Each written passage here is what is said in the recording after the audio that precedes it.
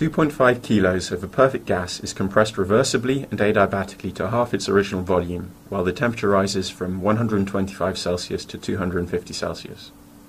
The work done on the gas is 225 kilojoules. Calculate the specific heats CV, Cp, and calculate the molar mass of the gas. So let's think, before we dive into any algebra, exactly what the question tells us. Okay, so we have 2.5 kilos of a perfect gas. And when we hear the words perfect gas, we should be immediately thinking of the following facts. Cp is constant. Cv is also constant. Therefore, the ratio of Cv and Cp is also constant, gamma.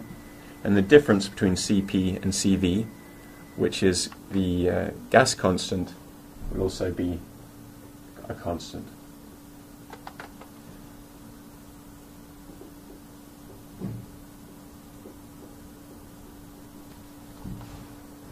Furthermore, we know that for a perfect gas, the internal energy, the specific internal energy, and the specific enthalpy are a function of temperature only. So we use letters small u and small h, and these are a function of temperature. Okay? And of course we can also use the ideal gas law. The next part is compressed reversibly and adiabatically. And what does that tell us? If something's reversible and adiabatic, it's isentropic.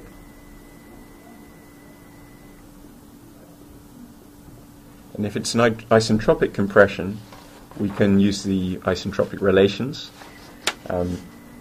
For example, we know that here we're told the change in temperature and the change in volume. So let's write the isentropic relation for temperature and volume, which is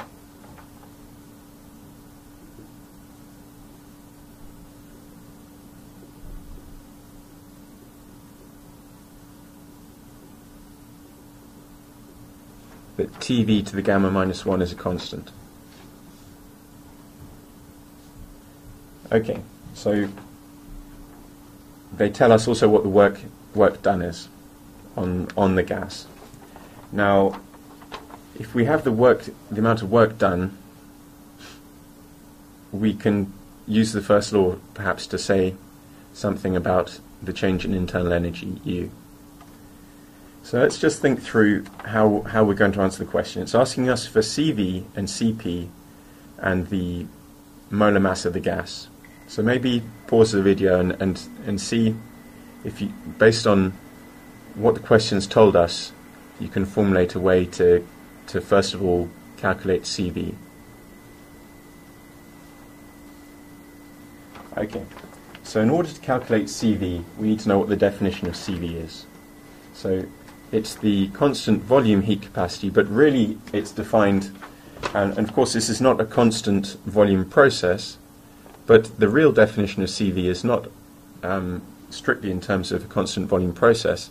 It's the partial derivative of the specific internal energy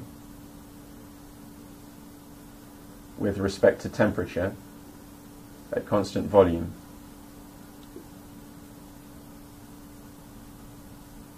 Where this is a specific constant volume heat capacity.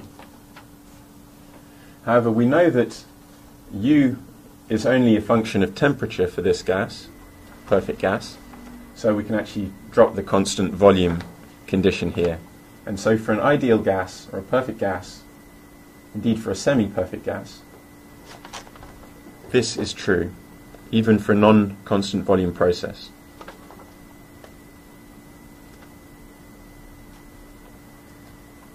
Therefore, if we know what delta U is and we know what delta T is, we can calculate Cv. So now we need to find out what delta U is, and since we know what the work on the system is, we can use the first law in order to obtain the change in delta U. So the first law says that delta U, where this is a big U for the total internal energy, is equal to the heat added to the system minus the work done by the system. And we need to be very careful about our sign convention with the first law. And in the question we're told that the work done on the gas is 225 kilojoules. Therefore, the work done by the gas is the reverse of that, is the negative value of that. So the work done by the gas is equal to minus 225 kilojoules. And since the process is adiabatic, what's the value of Q? It will be 0. So delta U is going to be minus W, or plus 225. Now, since we know what delta U is, we can calculate what CV is. It's equal to delta U over delta T, and that's okay. Here we need to be a bit careful. So here this is a big U for the change in internal energy. Here, if we want a specific heat capacity, this is per kilo. And in order for it to be kilo, this needs to be the specific internal energy, the small u. And to get small u from big U, we need to divide by the mass, which was 2.5 kilos.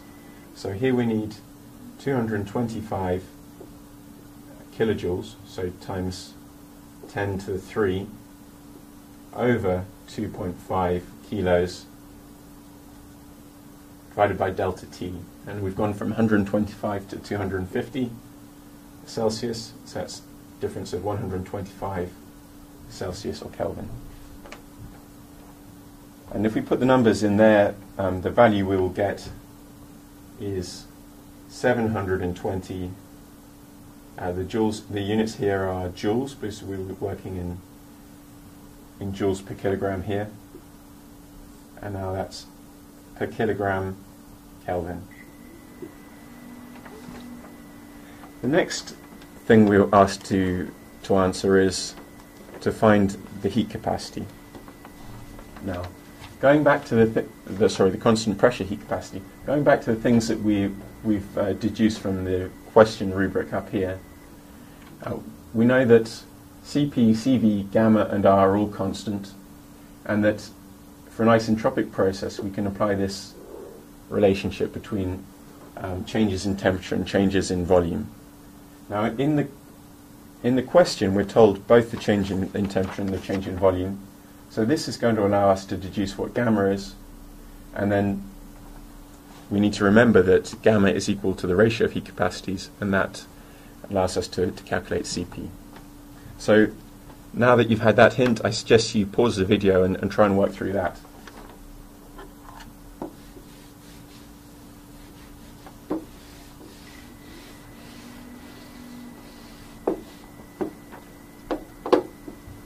Okay, so we have an isentropic process. Yeah. So we know that the ratio of volumes, or let's first of all just write that gamma is equal to Cp over Cv. And this relationship is going to allow us, since we know what Cv is and we're about to find out what gamma is from this relationship, it will allow us to get Cp. The isentropic relationship tells us that the ratio of volumes power of gamma minus 1, where this is volume 2 over volume 1, is equal to the ratio of temperatures, where this is temperature 1 over temperature 2. Now we know that volume 2 is half volume 1. We also know that temperature 1 is 125 Celsius, temperature 2 is 250 Celsius. Okay, so this volume ratio is a half. And in order to get gamma minus 1, we're going to take the logarithm of that.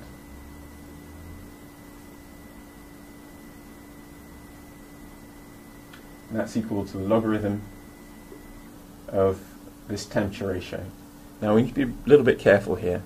because we're given the temperatures in Celsius, but this ratio applies in terms of absolute temperature. So we need to convert from Celsius to Kelvin. So the initial temperature was 125 Celsius. We need to add on an offset to take us into Kelvin.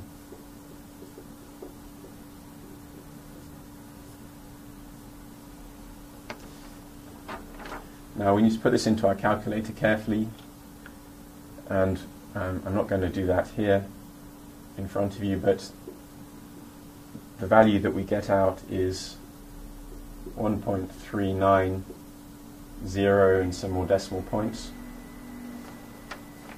Therefore, we can evaluate Cp is equal to 1.390 times the value of Cv, which was 720 joules per kilogram Kelvin. This gives us 1003, and if we keep all the decimal points throughout the calculation, we can write that to a lot of significant figures. Joules per kilogram Kelvin. Okay, so that's done. Right, the last part of the question, molar mass of the gas. How are we going to get that? Okay, well, what do we know? We know Cp, Cv, gamma. Therefore, we also know the value R, the molar heat capacity.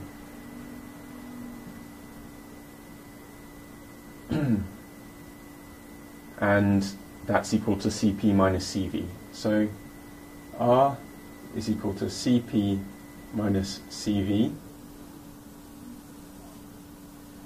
In addition, we know, or may recall from last year, that the value of R for this particular gas is equal to the universal gas constant over the mean molecular weight, m. And it's the mean molar mass, or the mean molecular weight, that we're trying to find here. So m is equal to R naught over Cp minus Cv. Now let's just put the values in there. Value of the universal gas constant, if you look in your data book, it's in there. 8.314 joules per mole per Kelvin. And we want to divide that by Cp minus Cv, which is 1003.7 minus 720 joules per kilogram per Kelvin.